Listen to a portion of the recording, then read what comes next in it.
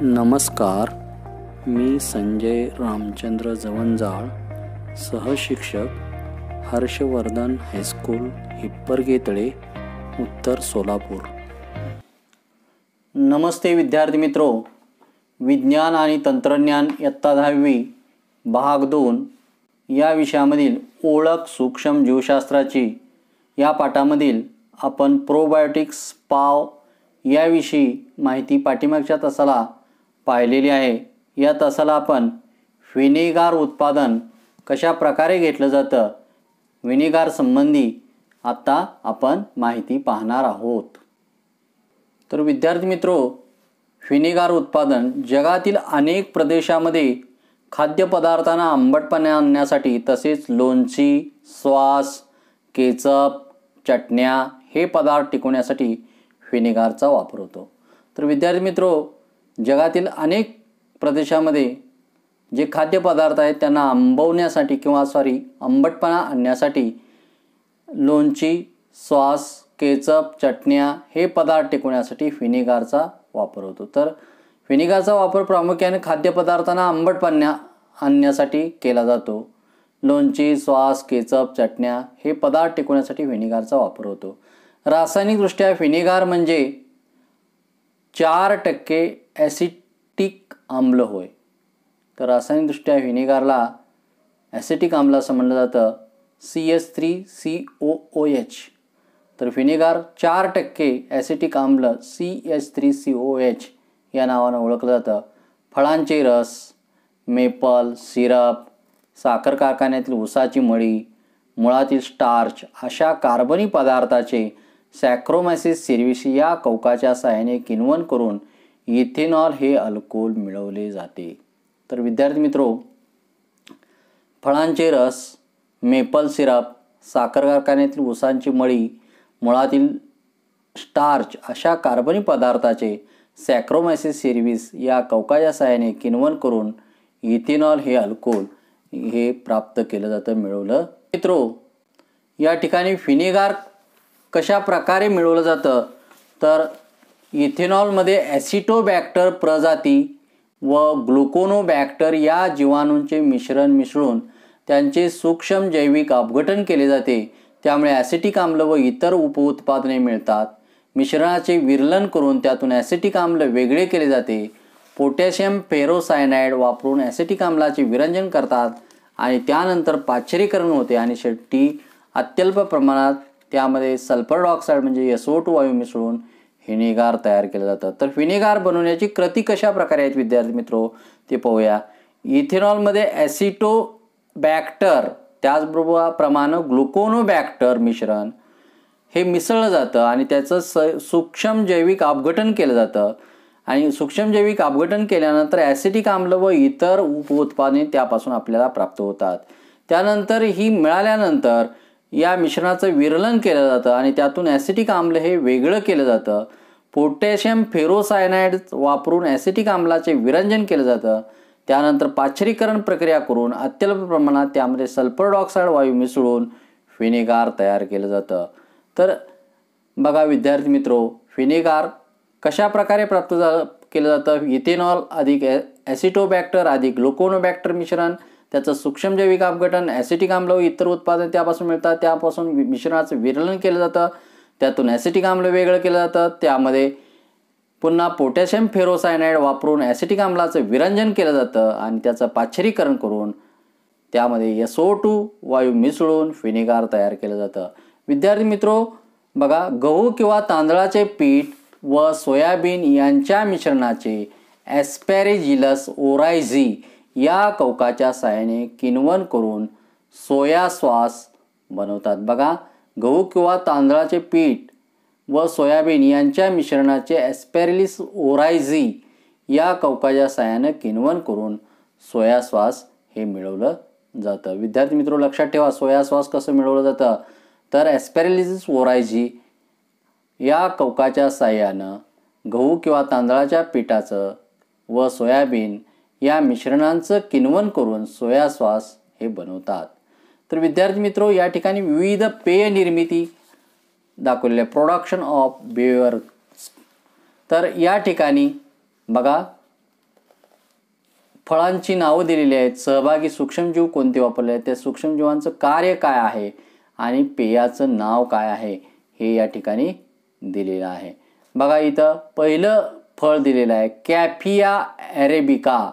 तर त्यापासून आपल्याला कॉफी नावाचं पेय मिळतं, कॉफी. तर कॅफिया ॲरेबिका यामध्ये लॅक्टोबॅसिलिस ब्रुईस नावाचं सूक्ष्मजीव सहभागी होतात आणि हे सूक्ष्मजीव काय करतात, फळातून बिया वेगळं करणं. या ठिकाणी आकृतीमध्ये दाखवलेले विद्यार्थी मित्रो, फळातून बिया, कॉफीचं या ठिकाणी फळ दिलेलं आहे आणि कॉफीच्या बिया या ठिकाणी वेगळ्या केलेल्या या ठिकाणी दाखवलेल्या आहेत.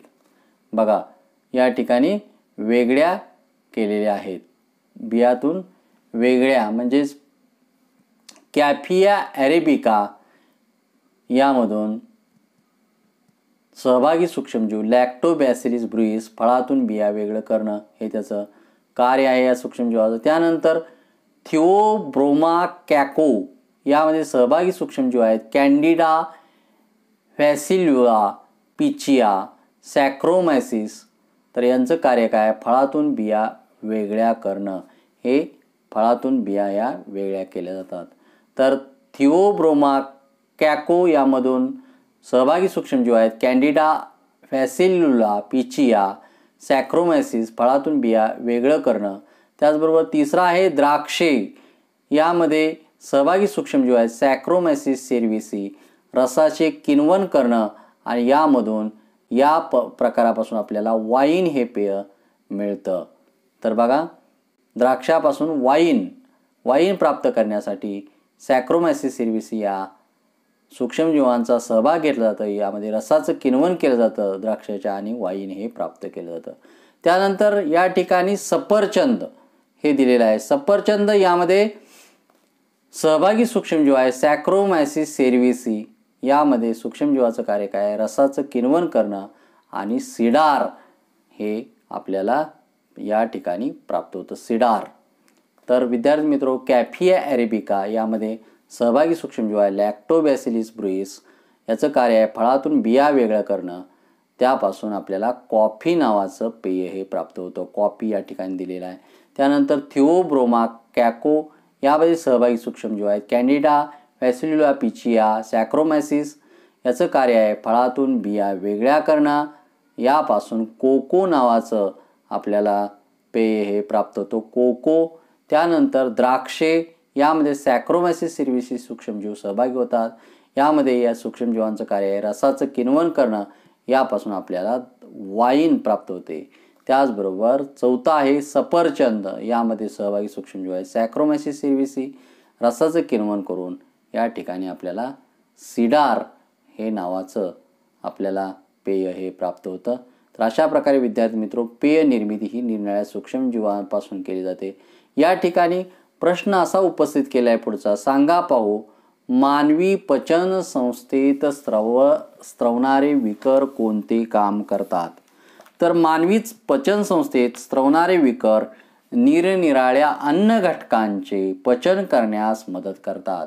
तर आपण शरीरात घेतलेले जे अन्न घटक आहेत ते अन्न घटक पचवण्याचं काम हे विकर करतात. त्यांच्या साहाय्याने जटिल पदार्थाचे अवशोषणासाठी सुलभ होतील अशा घटकामध्ये रूपांतर होतं. तर शरीरामध्ये जटिल पदार्थाचा अवशोषणासाठी सुलभ होतील अशा घटकामध्ये हे विकर कार्य करतात. तर मानवी पचन संस्थेत स्त्रवणारे विकर निरनिराळ्या अन्न घटकाचे पचन करण्यास मदत करतात. त्यांच्या साहाय्याने जटिल पदार्थाचे अवशोषणासाठी सुलभ होतील अशा घटकात रूपांतर करतात. त्याचबरोबर या ठिकाणी अशा काही विकरांची नावे सांगा असा प्रश्न उपस्थित केला आहे. दुसरा, तर जठरातील पेप्सिन, रेनिन, स्वादुपिंडाच्या स्वादुरसातील अमायलेज, ट्रिप्सिन, लायपेज आणि लहान आतड्यातील पेप्टिडेज इत्यादी विक्रे पचन संस्थेत कार्यरत असतात. तर विद्यार्थी मित्रो, पचन संस्थेत कोणकोणते घटक कार्यरत असतात बघा इथं.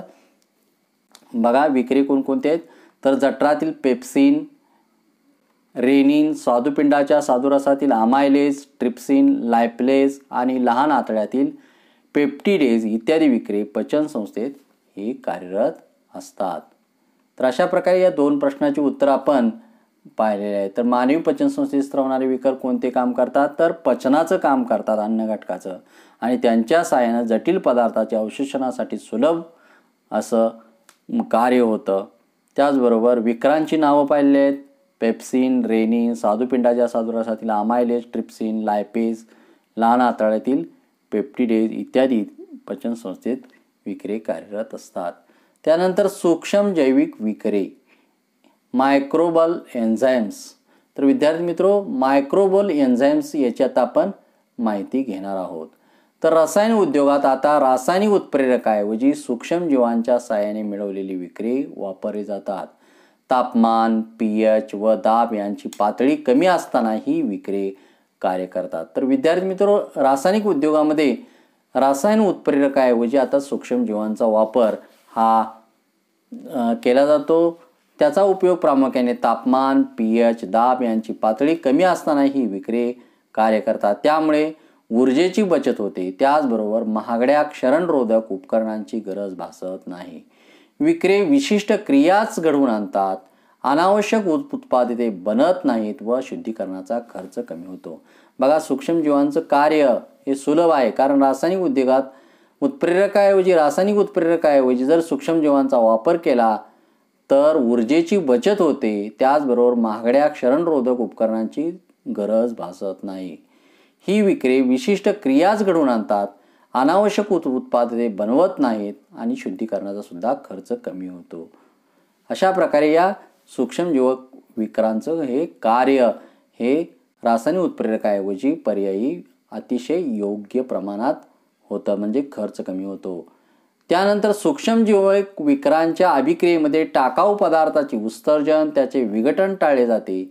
तसेच विकरांचा पुनर्वापरही करता येतो, म्हणून अशी विक्रे पर्यावरणीय स्नेही ठरतात. तर बघा, सूक्ष्मजैविक विक्रे पर्यावरण स्नेही का ठरतात, तर टाकाऊ पदार्थाचे उत्सर्जन, त्याचे विघटन टाळले जाते, तसेच विकरांचा पुनर्वापर करता येतो, म्हणून अशी विक्रे पर्यावरण स्नेही ठरतात. याची उदाहरणं कोणती आहेत बघा, ऑक्सिडोरिड बॅक्टिजीस, त्यानंतर ट्रान्सपोरेजीस, हायड्रोजेलिस, लायजेस, आयसोमोरेजीस, लायगेजिस ही सूक्ष्मजैविक विकरांची काही उदाहरणे आहेत.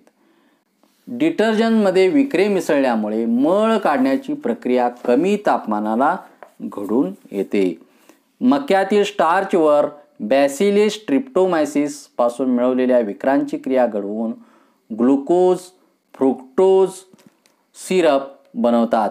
चीज वनस्पतीचे आर्क उद्योगधंदे, चामडे, कागद अशा अनेक उद्योगात सूक्ष्मजैविक विक्रे ही वापरली जातात. तर विद्यार्थी मित्रो, बघा, डिटर्जंटमध्ये विक्रे मिसळल्यामुळे मळ काढण्याची प्रक्रिया सुद्धा कमी तापमानाला घडून येते. त्याचप्रमाणे मक्यातील स्टार्चवर बॅसिलिस ट्रेप्टोमायसिलिस पासून मिळवलेल्या विकरांची क्रिया घडून ग्लुकोज व फ्रुक्टोज सिरप बनवतात. चीज वनस्पतीचे आर्क उद्योग, वस्त्रोद्योग, चामडे, कागद अशा अनेक उद्योगात सूक्ष्मजैविक विक्रे ही वापरली जातात. बघा विद्यार्थी मित्रो, जैविक विक्रे रासायनिक उद्योगात आता रासायनिक उत्प्रेरकाऐवजी सूक्ष्म जीवांच्या साहाय्याने मिळवलेली विक्रे वापरली जातात. यामुळं तापमान, pH, दाब यांची पातळी कमी असताना ही विक्रे कार्य करतात. त्यामुळे ऊर्जेची बचत होते. त्याचबरोबर महागड्या क्षरणरोधक उपकरणाची गरज भासत नाही. ही विक्री विशिष्ट क्रियाच घडवून आणतात. अनावश्यक उत्पादने बनवत नाहीत. त्यामुळं शुद्धीकरणाचा खर्च कमी होतो. सूक्ष्मजैविक विकरांच्या अभिक्रियामध्ये टाकाऊ पदार्थाचं उत्सर्जन, त्याचे विघटन टाळले जाते. तसेच विकरांचा पुनर्वापरही करता येतो, म्हणून अशी विक्रे पर्यावरणीय स्नेही ठरतात. तर विद्यार्थी मित्रो, ही विक्रे ही पर्यावरण स्नेही ठरतात. उदाहरणार्थ ऑक्सिडोरिडटेक्सिस, ट्रान्सफरेजिस, हायड्रोलिजिस, लायगेज, आयसोमेरेजिस, लायगेजिलिजिस ही सूक्ष्मजैविक विकरांची उदाहरणे आहेत. डिटर्जंटमध्ये विक्रे मिसळल्याने मळ काढण्याची प्रक्रिया सुद्धा कमी तापमानाला घडून येते. मक्यातील स्टार्चवर बॅसिलिस ट्रॅप्टोमायसिस पासून मिळवलेल्या विकरांची क्रिया घडवून ग्लुकोज व फ्रुक्टोज सिरप तयार केलं जातं. त्याचबरोबर चीज वनस्पतीचे अर्क, वस्त्रोद्योग, चामडे, कागद अशा अनेक उद्योगधंद्यात सूक्ष्मजैविक विक्रे ही वापरली जातात. तर विद्यार्थी मित्र, या ठिकाणी प्रश्न असा उपस्थित केला, जरा डोके चालवा. शीतपेये, आईस्क्रीम, केक, सरबते हे खाद्यपदार्थ विविध रंग व स्वादामध्ये मिसळतात. हे रंग, चवी व सुगंध खरोखर फळापासून मिळवलेले असतात का? तर विद्यार्थी मित्रो, हे खरोखर फळापासून मिळवलेले असतात. त्यांचा अर्क टाकलेला असतो त्या ठिकाणी आणि त्यापासून ते मिळवलेले असतात. तर शीतपेये, सरबताच्या बाटल्या, आईस्क्रीमचे वेष्टन इत्यादीवर छापलेली घटकद्रव्ये व त्याचे प्रमाण वाचा. त्यापैकी नैसर्गिक व कृत्रिम घटकद्रव्ये कोणती ती ठरवा. तर या ठिकाणी शोध घ्या. या सदरामध्ये आपल्याला प्रश्न उपस्थित केलेला आहे. शीतपेये, सरबताच्या बाटल्या, आईस्क्रीमचे वेष्टन इत्यादीवर छापलेली घटकद्रव्ये व त्याचे प्रमाण वाचा. त्यापैकी नैसर्गिक कृत्रिम घटकद्रव्ये कोणती आहे ते ठरवा. त्याचबरोबर आपण हे पाहायचं आहे, शीतपेये घेतल्यानंतर त्याच्यावर कोणकोणते घटक आहेत, आईस्क्रीमच्या वेष्टनावर काय लिहिलेलं आहे हे पाहायचं आहे आणि त्यातील घटकद्रव्ये कोणती आहेत ते ठरवायचे आहेत. तर त्याचं निरीक्षण करून ते तुम्ही त्या वहीमध्ये लिहायचं आहे. व्यावसायिक उत्पादनात वापरण्यात येणारी सेंद्रिय आम्ले व त्यासाठी उपयुक्त सूक्ष्मजीव. तर विद्यार्थी मित्र, या ठिकाणी व्यावसायिक उत्पादनात वापरण्यात येणारी सेंद्रिय आम्ले निर्णय दिलेले आहेत आणि त्यासाठी उपयोगात येणारे सूक्ष्मजीव कोणते आहेत ते पहा दिलेलं आहे. या ठिकाणी बघा, ऊस किंवा बीट यांची मळी, अमोनिया क्षार, तर त्यामध्ये आपल्याला त्याचा उपयोग होतो मोनोसिडियम ग्लुटामेट उत्पादन बनवण्यासाठी. त्याचे उपयोगी सूक्ष्मजीव कोणते आहेत? तर ब्रेव्हिबॅक्टेरियम, कोरिनोबॅक्टेरियम आणि त्यापासून ग्लुकोमिक आम्ल हे प्राप्त केलं जातं. बघा, ऊस किंवा बीट यांची मळी, अमोनिया क्षार यामध्ये ब्रेव्हिबॅक्टेरियम किंवा कोरिनोबॅक्टेरियम या सूक्ष्मजीवाच्या सहाय्यानं ग्लुटामिक आम्ल तयार केलं जातं आणि याचा उपयोग मोनोसोडियम ग्लुटामेट उत्पादन तयार करण्यासाठी केला जातो. त्याचबरोबर ऊसाची मळी व क्षार यामध्ये ॲस्पेरजिलिस नायगर हे सूक्ष्मजीव मिक्स करून त्यापासून सायट्रिक आम्ल हे मिळवले जाते आणि या सायट्रिक आम्लाचा उपयोग पेये, गोळ्या, चॉकलेट उत्पादनासाठी केला जातो. त्याचबरोबर तिसरा या ठिकाणी ग्लुकोज व कॉर्न स्टिप लिकर यापासून यामध्ये ॲस्पेरजिलिस नायगर हे सूक्ष्मजीव मिक्स करून त्यामधून ग्लुकोमिक आम्ल हे प्राप्त केलं जातं आणि या ग्लुकोमिक आम्लाचा उपयोग कॅल्शियम व लोह कमतरता भरून काढणाऱ्या क्षाराचं उत्पादन करण्यासाठी या ग्लुकोमिक आम्लाचा वापर केला जातो. त्याचबरोबर या ठिकाणी विद्यार्थी मित्र, मळी कॉर्न स्टिप लिकर यामध्ये सूक्ष्मजीव लॅक्टोबॅसिलिस डेलब्रुकी याचा वापर केला जातो. यापासून लॅक्टिक आम्ल प्राप्त केलं जातं. हा लॅक्टिक आम्ल हा नायट्रोजनचा स्रोत आणि जीवनसत्वाचे उत्पादन करण्यासाठी याचा वापर केला जातो. त्याचबरोबर मळी कॉर्न स्टिप लिकर ॲस्पेरजिलिस फेरियस, ॲस्पेरजिलिस इटॅकिनियस हे सूक्ष्मजीव त्यामध्ये मिक्स करून इटाकॅनिक आम्ल प्राप्त केलं जातं आणि या इटाकॅनिक आम्लाचा उपयोग कागद, वस्त्र, प्लॅस्टिक उद्योग, डिंक उत्पादनासाठी केला जातो. या ठिकाणी तुमच्या आवडीच्या ice cream, pudding, chocolates, milkshake, chocolate पेय, इन्स्टंट सूप्स यांना दाटपणा आणणारा झॅन्थॉन डिंक हा काय असतो? स्टार्च व मळीचे झॅन्थोमोनास प्रजातीकडून किण्वन घडून हा डिंक बनवतात. गरम व थंड पाण्यात विरघळणे, उच्च घनता या वैशिष्ट्यामुळे त्याचे अनेक उपयोग आहेत. रंग, खत, तणनाशके, वस्त्रांचे रंग, टूथपेस्ट, उच्च प्रतीचा कागद बनवण्यासाठी याचा वापर हा केला जातो. तर बघा, तुमच्या आवडीचे जे ice cream, pudding, chocolates, milkshake, chocolate पेय, इन्स्टंट सूप्स यांना दाटपणा आणण्यासाठी झेन्थॉन डिंक हे त्यामध्ये मिक्स केलं जातं. तर हे स्टार्च व मळीचे झेन्थोमोनास प्रजातीकडून किण्वन घडवून हा डिंक मिळवला जातो. झॅन्थोन डिंक हा मिळवला जातो. तर हा दाटपणा आणण्यासाठी मिल्कशेक, चॉकलेट पेय, इन्स्टंट सूप्स यांना दाटपणा आणण्यासाठी या झॅन्थोन डिंकाचा वापर केला जातो. तर स्टार्च व मळीचे झेन्थोमोनास प्रजातीकडून किण्वन घडवून डिंक बनवला जातो. गरम व थंड पाण्यात विरघळणे, उच्च घनता वैशिष्ट्यामुळे त्याचे अनेक उपयोग आहेत. तर त्याची वैशिष्ट्य आहे गरम व थंड पाण्यामध्ये विरघळतो आणि उच्च घनता वैशिष्ट्यामुळे त्याचा अनेक उपयोग आहेत. त्याचप्रमाणे याचा उपयोग रंग, खत, तणनाशके, वस्त्रांचे रंग, टूथपेस्ट, उच्च प्रतीचा कागद बनवण्यासाठी सुद्धा झॅन्थोमोनास डिंकचा वापर हा केला जातो. त्यानंतर या ठिकाणी विद्यार्थी मित्र सूक्ष्म जैविक किण्वन क्रियेने मिळवलेले पदार्थ आणि त्यांचं कार्य दिलेलं आहे. बघा इथं बघा, सायट्रिक आम्ल, मॅलिक आम्ल व लॅक्टिक आम्ल हे सूक्ष्मजीव क्रियेने मिळवलेले पदार्थ आहेत.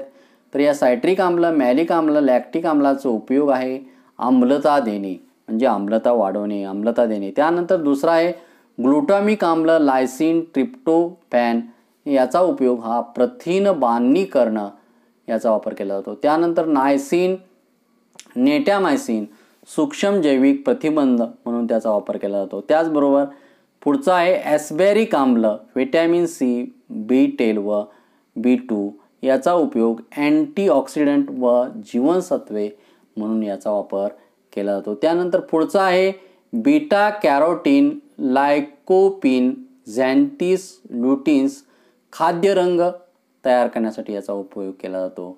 त्याचबरोबर पुढचा आहे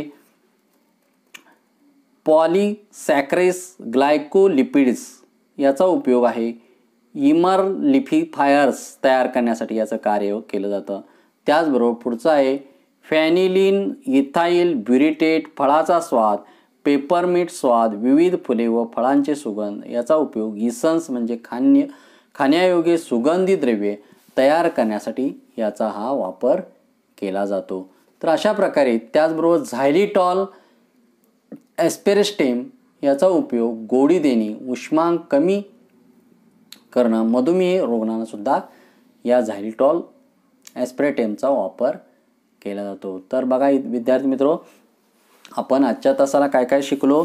तर विद्यार्थी मित्रो, निरनिराळे व्हिनेगारचं उत्पादन कशा प्रकारे केलं जातं, त्याचबरोबर निरनिराळे पेय निर्मिती कशी केली जाते, त्याचबरोबर सूक्ष्म जैविक विकारांचं कार्य काय आहे हे पाहिलं. त्याचबरोबर व्यावसायिक उत्पादनात वापरण्यात येणाऱ्या सेंद्रिय आम्ले व त्यासाठी उपयुक्त सूक्ष्मजीव यांची माहिती घेतलेली आहे.